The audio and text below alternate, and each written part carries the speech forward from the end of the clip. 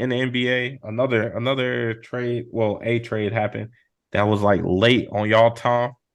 It was like dang near like Yeah, I woke up in the nine, morning. 10 over here, where we saw James Harden get his wish for what the fourth time and get to the team that he wanted to get to. So James Harden was finally traded from the 76ers to the LA Clippers with a team that consists now of Paul George, Kawhi Leonard, James Harden, Russell Westbrook. They didn't really have to give up much. I think honestly, if you look at that trade, uh KJ Martin was probably the like he was probably the person that you probably wanted because he's still young. He maybe got a chance to develop into something. All the rest of the players in that trade was like older players who we already know who they are. Um, so let me ask y'all this question: Does James Harden make the Clippers the best team in the West? Fully healthy, yeah. I hate to say it. I really do hate to say it. I really Damn. do. Because, I mean, and we've been, how long we've been doing this podcast? For a while now. And every time we talk about basketball, we always bring up the Clippers and what if they could be healthy, they're the boogeyman of the West. And if they can't stay healthy, honestly, with Kawhi, PG, and now Harden, and if Harden's still got something left in the tank, that's a dangerous team. That's a hard team to guard night in and night out. And I think honestly, defensively, they're gonna do their thing, but offensively, Harden unlocks another facet of the game that they've been lacking at the point guard spot since the two of them got there. You know, so does it make them best team in the West? Yeah, unfortunately, I think it does. I'm not gonna lie. Come on, Kay. You gotta have a little bit more love for your I have team like faith. I that. have faith, but I don't want to be. I don't want to be. It just feels weird to me, man. Like I gotta sit up here and I gotta defend your squad for you. Hell no. This doesn't change nothing. Right now, if you look at roster wise, who do you think the best team is? It's still the Suns, roster wise. If you take the approach I've taken now in most sports, you would put Denver there because you got to beat them before you can pass them. But there's arguments to be made that it's either the Suns or Denver, right? Does James Harden make the Clippers the best? No. But what I will say is it screws a lot up for every team in the West. Like no one wants to see this because now there's not one round of the playoffs where you're going to get an easy game. Now, one basketball game's easy now. So you are playing 16 dog fights to the finals. Now the East, the East are going to walk some teams down. They're going to so this is why I think as great as these super teams are in the West, I don't think they stand a chance against either Boston or Milwaukee that gets through because they're just there. They're going to wait for some battle tested, bruised, tired ass team who's just played so many great teams, and they're going to walk them. So I think it definitely is a team that messes things up because I think they're going to win in the first round and they're going to send one of these teams, one of the Lakers, Denver, the Suns, one of these huge favorites. They're going to send them home for round one. And some fan base will be real upset about this trade. No, I said I think that they're the best team in the West on paper. If we're talking about that and what they can do. Never said they were sending us home. Man, man, stand on business, K Wall. Yes, they're the Yeah. best team in the West. Stand on business, K Wall. Come on, man. Don't let this man convince you, K Wall. Are they the best team in the West? Yes, they're the best team in the West. Yo, yo, yo, yo, yo. Let's really look at this lineup, right? You got a lineup, and you can stagger these guys with you got Paul George, Kawhi, and this is all predicated on health. So, well, we're just hypothetically saying that they stay healthy and whatever. Yeah. But you got Kawhi Leonard, Paul George, James Harden, Westbrook, and Zubac. Zubac, rim protector. Westbrook can attack, leave him them little dump offs. You stagger Westbrook minutes. You keep two of them on the court majority of the time. so Westbrook can still be that ball handler, and I mean still be that ball dominant guy with a Paul George on the court, and then you can put Kawhi and James together at all times, and you can finish it off, and you cannot double. Yo, this team is crazy because if you're going to double, who are you going to double off of? Because no matter what, yes, Westbrook is not a good shooter, but he's one of the best slashers in the league at getting to the rim.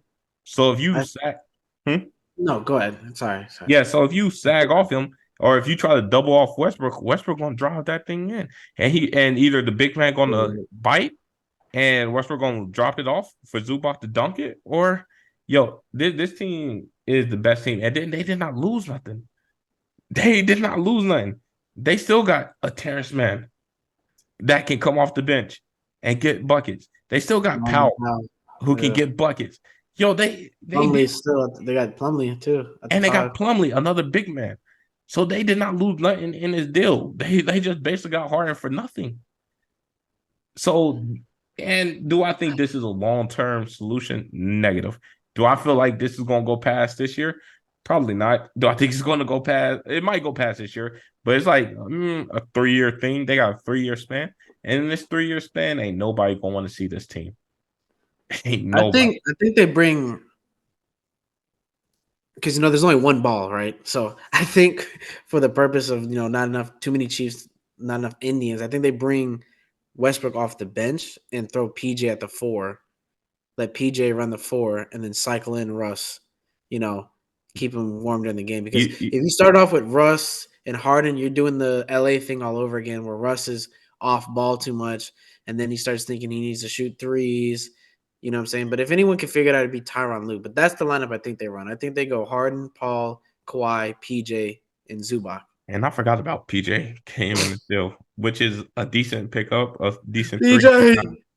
Yeah, but I don't like. I'm against what you said. I don't think that they do that. I think what they do is they're gonna keep them all in the starting lineup, and Russ is only gonna play like 4 minutes, probably 4 minutes in that because you want to keep Russ happy. You got a lot of attitudes. Russ is gonna be the one that you want to keep happy. You want to keep him. Why? Huh? Why? Yo, Russ. Yo, you gotta realize, right? Russ is going to have to be the one to sacrifice the most. Russ also got the best deal on this team. Yo, as much as Russ is given up for this team, to start him for 4 minutes at the beginning of the game and then switch him out and then do the little rotation, that's the least you can do. Yo, Russ came back to this. You can't coach with your heart because, like we just said, it's a gauntlet in the West. Yo, 4 minutes of just disarray could have you down by 16. With this lineup, do you really think they're going to be down? They were down in Utah. James Harden didn't play. James Harden didn't play. Oh, do you really think that with this lineup? No, I mean, but dude, I mean, like we've seen super teams before. This team is not like it's not like Thanos running all 5 positions. You know what I'm saying? They're still human. You know what I'm saying? Like you said, we have the biggest element of all, which is availability with this squad. Exactly. So this could be a great squad today, and 2-3 months from now, they're sitting outside the playoffs because Paul George and Kawhi are both out for the rest of the year. True. And now Harden has eaten himself into desperation to get traded at the deadline again. You know what I'm saying? So I mean, 1,000%, and that's what we're talking. We're talking predicated off health. But if they're healthy. Yeah, nah, bro. I don't see people. The only person on this squad you owe something to is Paul George and Kawhi because you want them to be playing because you owe them so much money. You know what I'm saying? Years now, they have gone and they've collected 60-70% of their checks on the bench. Yeah, if you owe them anything, you owe it to Paul George and Kawhi to make sure that they're kept in freaking bubble wrap some kind of way. So at least they could give you some form of a playoff run for once. Bro, they made John Wall look like Iron Man. Like he played every game the way they've been collecting checks. But John Wall got a jet. Yeah, like, not leased or anything. It's his. It is his jet. But like all I'm saying is like in order to get Westbrook, just keep Westbrook happy. Wait him playing 4 minutes and then staggering him from there. That ain't nothing. You're right. You're right. It's gonna start out harmless and giving them 4 minutes, and then when them 4 minutes look like utter chaos, it's gonna switch. You're right. Go ahead. I They mean, eventually remember they said it in LA. No, we're gonna figure it out. We're gonna ride it out with them. A week later, Russ was coming off the bench. what? But that LA team was just straight terrible. This team got a chance, and they got a better coach. You got a chance. You got a better coach, and then at the same time, yo, I want Westbrook on the floor because Westbrook is the only person on that team that pushes the pace. Westbrook is going to be the one to push the pace, get them down court. He's going to go attack and all that stuff. And then, while the other three are slacking up the court, he can pass it out from there. I personally want Westbrook on the floor with this team. But I don't know, bro. Maybe I'm just thinking of the names. Maybe I'm thinking of Yeah, actually. you're thinking about the name. You're not looking at the current state of those names. You know what I'm saying? I The current mean, state of those names. I'm just saying it makes more sense. The whole reason why you bring James Harden in was to clearly solve a guard but they problem want that they you had. want James Harden off ball. They're talking. They want James Harden off ball. They Oh want James well, I Harden to mean, be. well, And in his press whatever they conference, do. he said that. He said he want to play more off ball. Well, what he wants and what they're going to ask of him is going to be two different things pretty soon. And, So enjoy it while it lasts because he will be running the point. I promise you, when the playoffs tip off and they make it healthy, Harden will be running the point. I mean, He's too good of a passer. I don't understand why he wouldn't want to. He's too good of a passer and he creates looks for other guys. You know what I'm saying? You can't say the same thing about Russ. You know what I'm saying? Him running a million miles per hour to the baseline and leaving his feet to throw a pass, that's cool and all when it works. You know what I'm saying? But when it doesn't, you know what I'm saying? You're shooting your team in the foot doing that. look,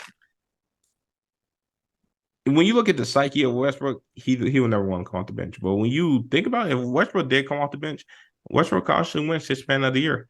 But That's what I'm saying. He would murder second units. You know what I'm saying? but I don't think there's a second unit in the league that has a guy that's checking at Westbrook like that. But like you said, I mean, it's whatever they want to do. But I'm pretty sure that's what's going to happen.